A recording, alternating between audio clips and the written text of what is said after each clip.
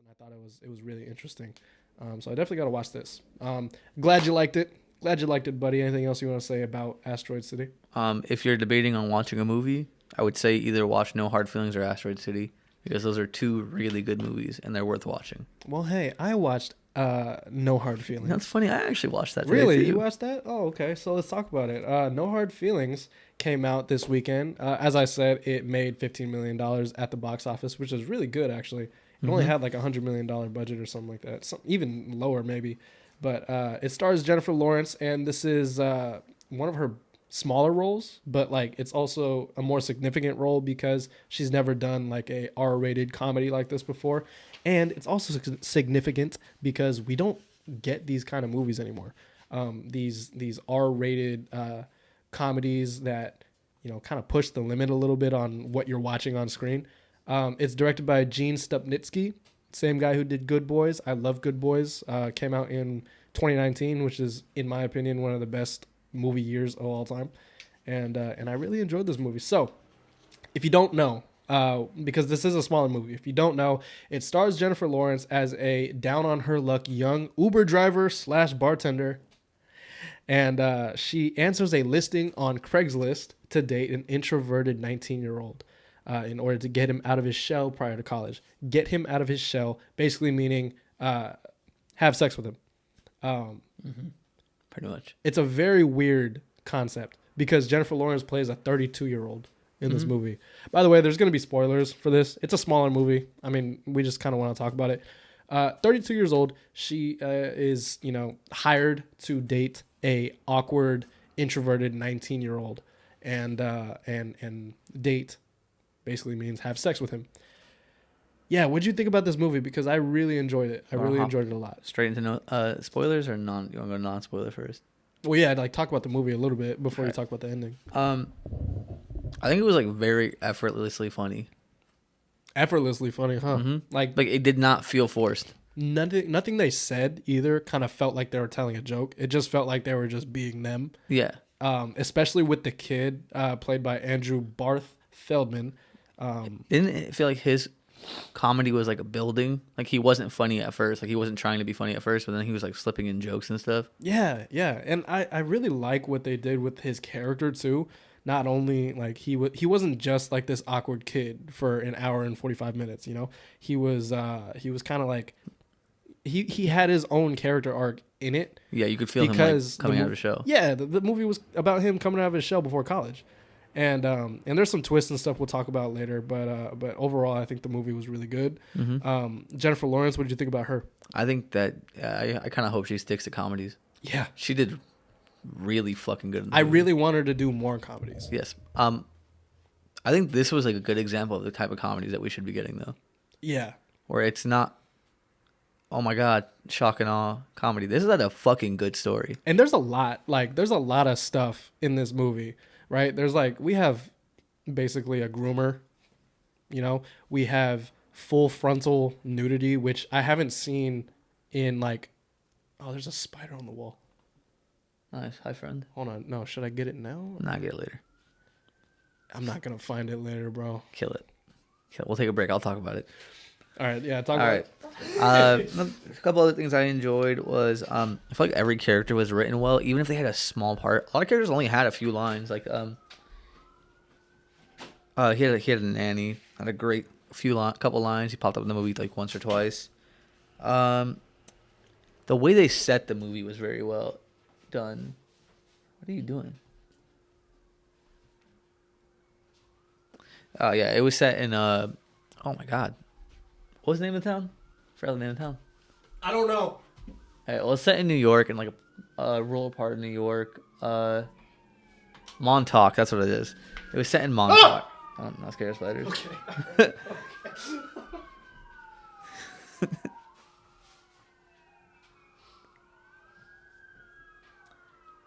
Okay, well, set in Montauk, New York. They have a lot of landscape shots. Oh, fuck, someone died. Oh my god, they found me. No, you just killed a spider. Yeah, I know I killed a spider. Live television. All right. Oh, yeah, so they have a lot of landscape shots, especially towards the end of the movie where there's like a little like montage going on. That's pretty much it. It was an original story. The music was really good in it. Specifically one scene that I'm assuming we're gonna talk about. Mhm. All right. Yeah, Matthew Broderick, for those who don't know, is Ferris Bueller. He looks really old in this, but it was nice seeing his face in a movie.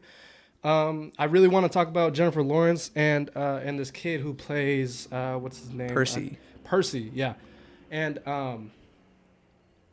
sorry, let me catch my breath. Take time. Their performances were really good, and they actually had chemistry for someone who was 19 years old, and Jennifer Lawrence, who's a lot older, 30s. They actually have chemistry, and this is like a romantic comedy, which we'll talk about in like literally 2 minutes. But I think that overall the movie worked. It's supposed to be like this sex comedy, this R-rated comedy between an older woman and a younger kid who needs some help getting out of his shell. And I think it worked. I think they did it. And this movie had a lot more heart than I thought it was going to have. I went in this thinking like, oh shit, it's going to be like, Jennifer Lawrence making a bunch of sex jokes and being super funny and this kid being super awkward. But no, there's a lot more depth to it. And when I got in there, I realized that in my opinion, I feel like it was like 75% comedy and like 25% drama, which is a really nice surprise because, with the trailers, it looked like it was like 90% to 95% comedy. And I like the fact that we have a movie like this releasing. That's pretty much it, man. I think that for me, No Hard Feelings is like a 8.5 out of 10. I'll put 8.5 out of 10. I gave it like an 8 out of 10. It was really good. I also put that it felt like it had a lot of heart. Yeah, it was like, those are the movies that I love, and especially for comedy because it's funny, but I like a good story and I like rooting for good characters, and I think that's what No Hard Feelings does really well. With that being said, let's talk about some spoilers. You wanna talk about I want to go with legit the start of the movie, the tow truck. Spoiler alert.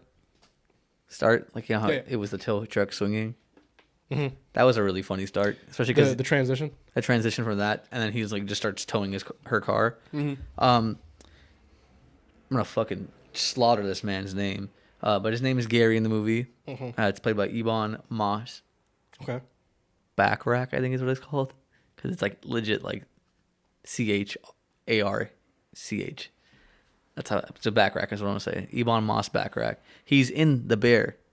Oh, is he? He plays the older brother, which I need to watch The Bear too. I keep forgetting to watch that. Yeah. But they have like she ghosted him a while back. That whole conversation was hilarious because she starts to like gaslight him, and he starts to believe her, and he looks up.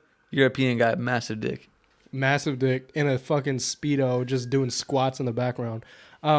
I love this. Okay, because like to me, this opening scene wasn't like completely funny because they kind of spoiled it in the trailer. Mm-hmm. And like that whole scene was like the opening scene for the trailer. But what you didn't get was like some of this dialogue between Gary and what's Jennifer Lawrence's name? Maddie. Yeah. You got this like dialogue between Gary and Maddie, basically with Gary telling Maddie like how she is. Like she doesn't give a fuck about anybody. She uses guys like for sex and that's it. And she just, has no attachment. She has like really bad attachment issues. And that plays into the rest of the movie when you start learning about shit with her dad. And then like, oh, why is she fighting so hard to get this car? Oh, because she is an Uber driver. She needs to do Uber. And then she needs to fucking save her house. And it's just this whole thing that I didn't think I would get out of this movie, right? Mm-hmm. Yeah, Maddie, really good character. I think that the premise worked, okay? Because like when you try to explain this movie to someone, hey, let's go watch this movie about this girl who wants to fuck a 19-year-old for a car. Someone would look at you like that's a porno, right? Like that's you just described a porno. Mm-hmm. The whole like setup to the plot I think worked really well, especially with the inclusion of the two friends, and then again like the backstory with Maddie's mom and the house. I think it worked. I can totally believe that someone would do this. I can also totally believe that two parents would actually do this and think that it's beneficial for their kid, because helicopter parents are a real thing. Mm-hmm. And people have done this, and this is actually based on a fucking true story. someone actually did this. And like I said before, Matthew Broderick, he plays one of the parents, and you know they go in, and it's like it makes sense. I buy into it immediately, and then it just sets up for all the other comedy shit that happens throughout the movie. So Yeah. For me, one of the most subtle parts of it was the use of foreshadowing in this movie. Because like you said, Gary in the beginning starts talking about how she only uses guys. Whenever she gets scared, she runs away. The first time they meet, there's a song being played in the background. It's called that song, the Maneater song. And he talks about how that song used to give him nightmares because he thought it was about a monster. Oh, Maneater? Yeah. And she's like, no, that's not what it's about, because that's legit her. It's just smart writing. Yes. And then further down the line, they go on a date, or they go on a prom. Oh, dude, I fucking love that scene so much. I was going to talk about, I don't know if that's him singing or not, but if it is, that motherfucker needs to be an actual singer, because that shit was really good. Yeah. And I love the fact that, again, like, this kid is just marketed as like this awkward teenager, right? In about to go to college in the trailers. And in the movie, you see something completely different. Like, to me, I don't see an awkward teenager. I see this kid who's like kind of went through a little bit of trauma, and like he doesn't want to kind of open himself up to other people. And there's a lot of hidden like talent and shit, because like when we first get introduced to the son, we see him playing video games on his phone with the dogs or whatever. Yeah. And then later down the line, when it comes to that scene, and he's talking about his future and shit, and then he sees like his college roommate or whatever the fuck she was, and then he starts playing piano and Maneater, and like it was a fucking beautiful ass scene. And the camera kind of lingers on Jennifer Lawrence, and she's just like thinking about her life, and you know it's good writing when we look at her just like listening to what what's his name, Percy, what Percy is playing, and it just lingers on her face, and you see a tear, and we know exactly what she's thinking about too. It's just smart writing, and I feel like that's what we've been missing in comedies nowadays. Smart ass fucking writing. What else? Let's talk about the probably the most comical scene in the movie. So when she first meets him, he's volunteering at a dog dog society. shelter. Dog shelter, yes. She walks up to him. She like convinces him to go on a ride with her. She says she's going to drive him home. And to him, everything, and his friend's name is Crispin, which, by the way, my favorite side character in the movie. Crispin. That man was a real one throughout the entire movie.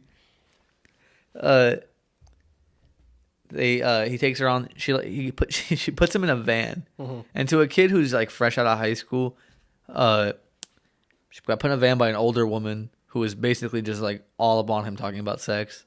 He thought he was about to get raped. Yeah, and that's like the innocence of this character too, which is like it's refreshing, because the stigma is that like, oh, if like older women did it for younger guys, they wouldn't. No. This kid is like a really good kid. He's innocent, and he has fucking mace, and all of these like the sexual innuendo that she's putting down on him at the dog shelter, he doesn't even fucking pick up on. Like, he's too slow, or at least like just too innocent to even get that he's getting hit on. And it really built up his character too, because spoiler, I'm glad that they didn't have sex. Oh yeah. Yeah, I'm like, I get he's an adult, he's 19. Technically, but he thinks it counts. I'm glad they didn't have sex. And this movie could have been super creepy. Yeah, they could have had sex. They could have had sex, especially with all the shit that Jennifer Lawrence is like saying in the movie. They could have had sex, and they could have like played on the fact that she's 32 years old and doing this for a car. I absolutely love how they took the characters, because what's his name? Percy, he finds out that it was all fake and it was all like a job or whatever, and it actually hurts him, and you kind of feel that. And there's this one shot of him just like laying down in the bed, and it just like kind of turned. And the tears. Yeah, and you see a tear fall. It's like, I didn't expect to see any of this in a fucking R-rated comedy. But yeah, man, I like how they handled all that stuff. What about you? It was really good. It was a nice touch, especially because like you can see the two motivations. Like, he doesn't know what's going on. She's trying to force him, and then you got Crispin, who's like, "Are you trying to kidnap my friend?" Yeah. Let's talk about the full nudity scene. Yeah, so they go skinny dipping, right? After they agree. Their first date, right? Yeah, so they agree to. So basically, she kidnaps him, quote unquote, in the van, right? And he maces her, and then she's screaming with mace in her eye, talking about no, I In just front of her house too, I think. yeah, no, I just liked you, and he goes, oh, okay, well, let's go on a date. So they set up a date, and then they go to a bar. He's not legal to drink. I thought that scene was really funny. Yeah, because I don't know about you, but you know places like that where they're like, oh yeah, you've lived here your whole life, fuck it, like. Yeah, we don't care. Like we trust you. Yeah. That like whoever you bring in is gonna be 21 or legal enough to drink. The iced tea bit, I mean, that just worked. Because I mean, if you aren't like a bartender or bar trained or drink, you don't know that a Long Island iced tea is. It's not actual iced tea. Any tea at all in it. Yeah. So yeah, I thought that was that was funny. And then they have more character building moments because one of Maddie's ex boyfriends come in and they have this whole scene or whatever. And he like warns her again. This is the third time because he gets three. You get three like ideas that this is what she does. Mm-hmm. And then what caught me a little bit too was that they actually had a conversation about that afterward, where Percy is like, "Why would you have sex with him if you didn't like him?" And like just keeps pressing the issue on her, and just it starts to be, what are you doing? Playing with my pen. Oh, I thought you were like trying to get something off your sweats. No. What was I saying? Conversation. The conversation. Yeah, the conversation between them. It again plays off the innocence of Percy, and also it shows us a little bit about what Maddie does in her spare time. Yeah. And then the skinny dipping scene. They leave the bar, and they go to the beach.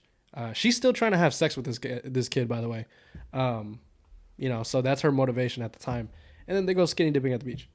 I think that my favorite part about the leaving the bar scene though is she hit him with the line, "Let's get out of here," and he thought, "Oh, thank God, yeah, we get to go." Yeah. I know you would enjoy it because at the beach during the skinny dipping scene, some teenagers come out and steal their clothes, and we get a kind of full frontal scene that we haven't seen in a really long time. Of Jennifer Lawrence, but there was one in particular, like one thing that I thought you would like, and it's not sexual. It's this fucking I don't know what you call it in wrestling, but she like suplexed the guy. Yeah, suplexed him, and like completely uses her action skills because she's a fucking action star. Like she was Mystique, she was in Red Sparrow and Hunger Games. Yeah. So like she's an action fucking star. I'm glad that she got a little bit of action here, and she was fighting three people at the same time while naked. Yes, it was fucking badass. And I like that you got the classic like guy getting into a fight scene. Yeah. And someone's at their crotch. Yeah. Oh god, she got punched in the vagina like 5 times too. Yeah, and then Percy, who couldn't see any of this, he's like, "Yeah, no, I heard them screaming. Are they okay?" Yeah. So let's just skip over because I mean we could talk about this movie like just nitpick it a little bit, but let's just talk about the where it kind of twists. I wouldn't say a plot twist, but like you saw it going that way the whole time. Yeah, like Percy finally finds out, oh shit, my parents are doing this, and also Percy falls in love with Maddie, with Jennifer Lawrence, and I thought that was an interesting way to take it, and it worked too. Again, because like, yeah, this kid is innocent. Like I'm gonna keep saying it. This kid is innocent. He's gonna think he's falling in love, and I love the fact that they like took time to show that Maddie like actually was starting to care about this kid, not just using him for a car, but it was completely obvious that she didn't really even want to have sex with him. She kind of just like she understood that this kid was so nice and like deserved so much more, and she started feeling bad about what she was doing, and eventually they end up becoming friends in the end. I like the movie a lot. I like that after he finds out. There's two parts I liked about that he starts going into like full on like scorned mode, destroys the car, like sets her up to meet like the parents. Yeah. Drinks, gets really drunk in front of his parents. Yeah. Then he's like, you know what, I might as well hit one time. Yeah. And then nuts on touch. Okay, look, even at that point, it seemed like she didn't even want to do it. Yeah, no, she definitely didn't. Yeah, but she didn't like want to hurt his feelings either. Yeah. At that point, she was already going to get the car, right? And her intentions were good, I guess. This kid nut like Immediately. literally in her thigh apparently. Hey, just like me. Oh, you're telling me saying that like you'd give Jennifer Lawrence the work? Relax. What? I didn't say anything. Yeah. I think my favorite part is when Yeah, let's just change that topic. Gary drops the car off, and then he goes, "Some things are built to last. Not us, though." Walks away. What? Yeah. She's like, I didn't say anything. Overall, I think the movie worked for me because of the chemistry and the way that they developed the characters of these two characters, the lead characters. Mm-hmm. And I'm really glad. Again, I'm just really glad we got a movie like this. Mm-hmm. I feel like they should make more because once again, it could have been super fucking creepy. Could have been a super super super creepy fucking movie.